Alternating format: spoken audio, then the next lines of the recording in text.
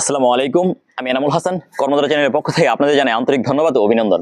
আজকে এই ভিডিওটা আশুগঞ্জ সার কারখানা নির্মাণের ইতিহাস নিয়ে। আমি যেহেতু সাধারণত ফিলোসফি ও হিস্ট্রি নিয়ে ভিডিও করে থাকি, তাই আমার ইতিহাসের শুরুটা আমার শিকড় নিয়ে। আমি ব্রাহ্মণবাড়িয়া জেলার সন্তান।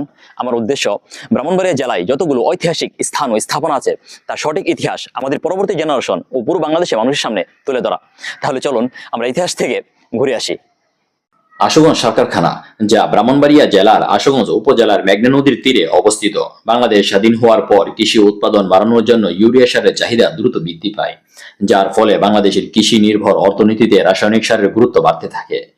কৃষি উৎপাদন বাড়ানোর জন্য সরকার 1970 থেকে 80-র দশকে দেশের বিভিন্ন স্থানে সার কারখানা নির্মাণের উদ্যোগ নেয়। এরই অংশ হিসেবে ব্রাহ্মণবাড়িয়ার আশুগঞ্জে একটি ইউরিয়া সার কারখানা নির্মাণের সিদ্ধান্ত হয়। আশুগঞ্জের ভৌগোলিক অবস্থান ও গ্যাস সরবরাহের সহজলভ্যতা এবং নদীবন্দর হিসেবে কার্যত অবস্থানে এই জায়গাটিকে উপযুক্ত করে তোলে। এবং পরবর্তীতে গণপ্রজাতন্ত্রী বাংলাদেশ সরকারের প্রধানমন্ত্রী ও জাতির জনক বঙ্গবন্ধু শেখ মুজিবুর রহমানের নির্দেশে আশুগঞ্জে একটি সার কারখানা নির্মাণের প্রকল্প অনুমোদন পায় 1973 সালে 536.13 একর জায়গায়। প্রকল্পের নির্মাণ কাজ শুরু হয় 1974 সালের দিকে। সহযোগী দেশ হিসেবে এই কারখানা নির্মাণে সহায়তা করে জাপান ও কিছু প্রযুক্তিগত সহযোগিতা আসে জার্মানি ও অন্যান্য দেশের পক্ষ থেকে। আশুগঞ্জ সার কারখানা নির্মাণে ব্যয় হয় 758 কোটি টাকা, যার মধ্যে 350.18 কোটি টাকা ছিল দেশীয় মুদ্রা এবং বাকি 407.82 কোটি টাকা ছিল আন্তর্জাতিক ঋণ ও অনুদান থেকে আসা।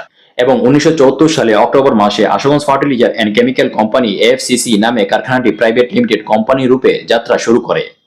12 ফেব্রুয়ারি 1974 সালে সায়েন্টিফিক ডিজাইন কোম্পানি এবং জেমস কেমিক্যাল ইঞ্জিনিয়ারিং কোম্পানি যুক্তরাষ্ট্রকে এই প্রকল্পের কারিগরি পরামর্শদাতা হিসেবে নিয়োগ করা হয়। বিলেন কর্পোরেশন যুক্তরাষ্ট্র এর সাথে 7 অক্টোবর 1974 সালে প্রকল্পের এলাকায় মাটি ভরাটের চুক্তি সম্পাদিত হয়। 1 জানুয়ারি 1975 সালে ড্রেজিং এর সাহায্যে মাটি ভরাট কাজ আরম্ভ হয় এবং একই বছর অক্টোবর মাসে তা শেষ হয়। 1976 সালে কারখানার মূল নির্মাণ কাজ আরম্ভ হয়।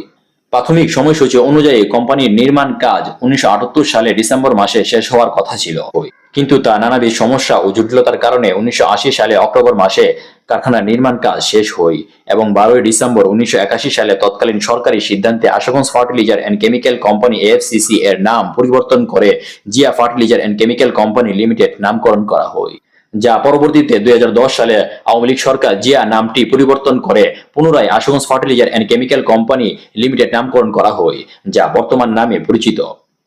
এবং 15 ডিসেম্বর 1981 সালে কারখানাটি পরীক্ষামূলকভাবে উৎপাদন শুরু হলেও নানাবিধ সমস্যার কারণে কারখানাটি 1983 সালে নভেম্বর মাস হতে এই কারখানাটি বাণিজ্যিকভাবে উৎপাদন শুরু হয়।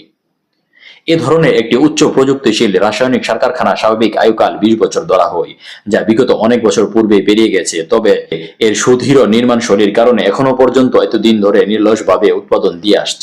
এই কারখানাটি প্রথম দিকে প্রতিদিন 1600 মেট্রিক টন, যা বছরে 5 লক্ষ মেট্রিক টনেরও বেশি উৎপাদনে সক্ষম ছিল।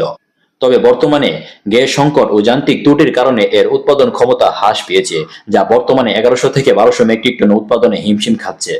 এনএসটিইউ এর ফিল্ড রিপোর্ট এবং সরকারি অডিট রিভিউ অনুযায়ী মূল প্লান্ট এলাকা 97 একর জায়গায় অবস্থিত এবং হাউজিং ও সহায়ক সুবিধা নিয়ে 138 একর জায়গায় অবস্থিত, যা সর্বমোট 235 একর জায়গায় অবস্থিত, যার মধ্যে রয়েছে বিশাল এলাকা জুড়ে আধুনিক যন্ত্রপাতি, গবেষণাগার, পানি বিশুদ্ধকরণ ব্যবস্থা, পাশাপাশি রয়েছে আবাসিক কলোনি, বসবাসের জন্য কর্মকর্তা কর্মচারীদের বাড়ি, স্কুল, কলেজ, হাসপাতাল, মসজিদ, পানির ট্যাঙ্ক, খেলার মাঠ ও ক্লাব।